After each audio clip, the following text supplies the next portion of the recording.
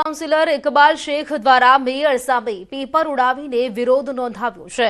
VS હોસ્પિટલની ચર્ચા દરમિયાન હોબાળો થયો હતો। વીએસ મુદ્દે સત્તા પક્ષ ખોટું બોલે છે તેનો વિરોધ કરું છું। મેયર ડેસ્ક પર કાગળ ઉઠાવીને બહાર નીકળ્યા ઇકબાલ શેખ। ભાજપના કાઉન્સિલરોએ ઇકબાલ શેખને 2 દિવસ માટે સસ્પેન્ડ કરવાની માંગણી કરી છે।